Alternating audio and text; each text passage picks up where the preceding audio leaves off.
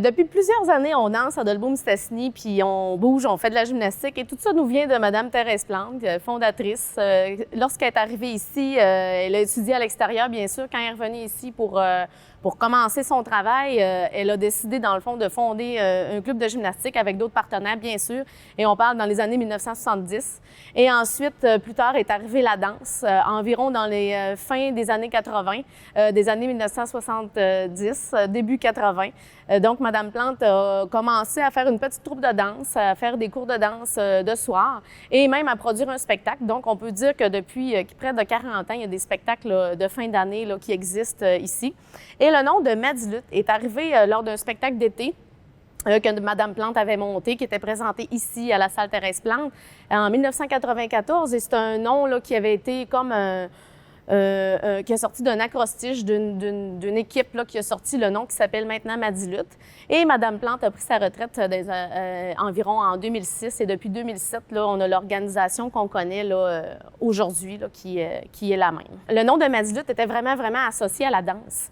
Fait que nous, ce qu'on voulait, c'était peut-être un peu la modifier pour l'associer aussi à la gymnastique, la danse, tout ce qu'on fait avec ça. Donc, si je résume l'acrostiche un peu plus pour nous, qu'est-ce que ça veut dire?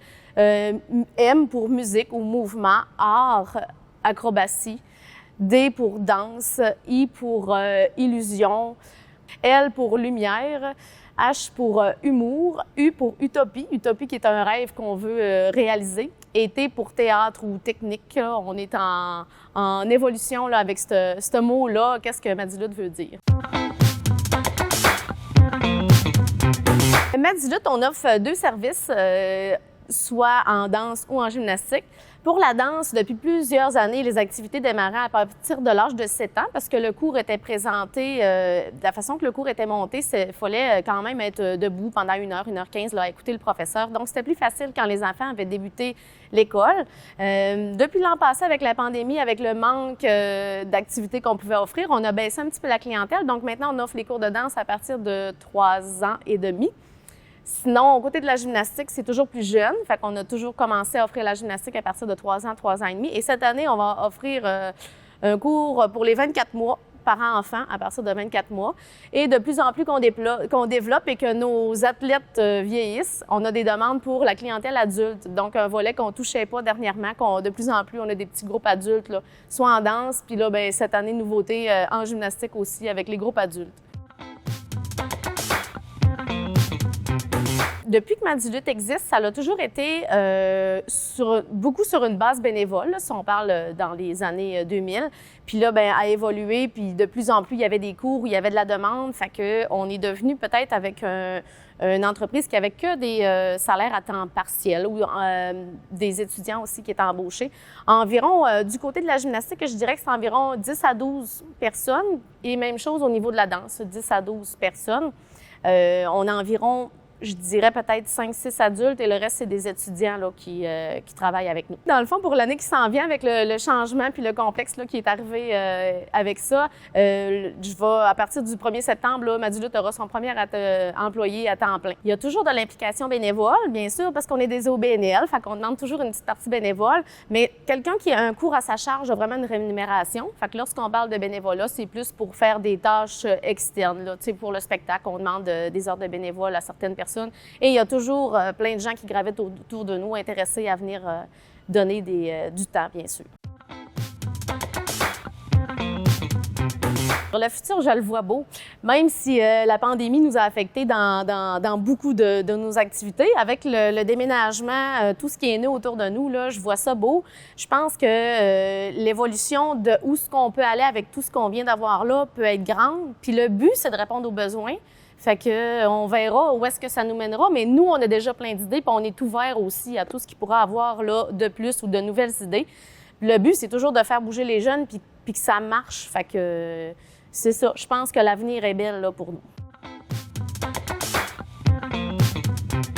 Les membres ont toujours été les parents, dans le fond, d'enfants inscrits, parce qu'on doit avoir 18 ans, bien sûr, pour être membre sur un conseil d'administration, et les membres inscrits qui ont l'âge de voter ou de participer. Fait que ça a toujours été nos membres réguliers. Puis maintenant, avec la refonte des règlements généraux, on va ajouter le membre supporteur, qui est, peu importe l'adulte intéressé par nos activités. Et aussi le membre collectif, donc l'organisme qui voudrait participer ou nous donner un coup de main aussi dans le développement de la mission de Madilut. Nos membres et l'opinion de nos membres, c'est un volet quand même très important parce que c'est eux qui s'inscrivent à nos activités puis c'est eux qui croient à nos activités. Fait que c'est sûr que plus on est à l'écoute de nos membres, mieux on a un retour, c'est plus facile. Donc, on les informe beaucoup par la page Facebook, on a des réseaux sociaux, la page Facebook, ensuite courriel, infolettre et tout ça. Fait que on essaye de prendre le pouls le plus possible là, de nos membres. Le désir étant toujours de faire grandir nos membres et la collectivité. Puis aussi, je pense qu'en économie sociale, le partenariat avec d'autres organismes est beaucoup plus facile, puis la proximité est plus facile. La gestion d'un OBNL, le but de tout ça est justement, une fois que les sous sont amassés, de pouvoir le réinvestir puis de pouvoir de l'offrir aux membres. Exactement ce qu'on a fait ici.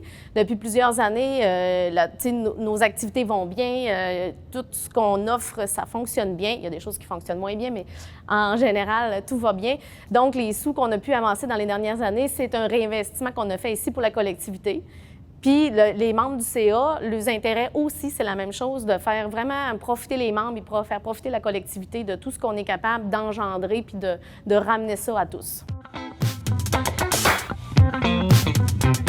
Habituellement, les membres du CA sont toujours les gens qui ont soit déjà été impliqués ou ont un intérêt ou un parent d'un enfant. Fait que les personnes qui sont en place sont là la plupart depuis plusieurs années. Fait qu'on est une belle équipe, là. Puis moi, étant directrice générale, bien, je travaille en collaboration avec ma gang là, qui est sur mon CA, puis qui m'outille, puis qui m'aide aussi à me guider dans les décisions là, qu'on va prendre. Je pense qu'ici, là, dans la MRC, on a quand même beaucoup de personnes qui sont outillées là-dedans et qui sont capables de nous donner leur juste, puis les bons arguments, puis la bonne direction à prendre. Fait que je pense que ce modèle-là est bon. Puis en plus, en entreprise privée, il y a quand même des limitations qu'on ne peut pas aller chercher au niveau subvention, au niveau d'autres choses. Fait que je pense que c'était le bon choix, puis tu sais, de se lancer là-dedans, ça fait pas peur là, du tout, là, tellement qu'on est bien encadré. Opportunité avec plusieurs S. Parce que je trouve que maintenant qu'on connaît les outils qu'il y a autour de nous puis qu'on peut les utiliser, je pense que justement, il faut les utiliser pour pouvoir faire grandir nos organismes. Quand on reste juste à aller de l'avant avec ce qu'on a déjà, bien, on avance, mais on peut aller voir plus grand encore et plus loin là, quand on s'ouvre à ce qu'il y a autour de nous.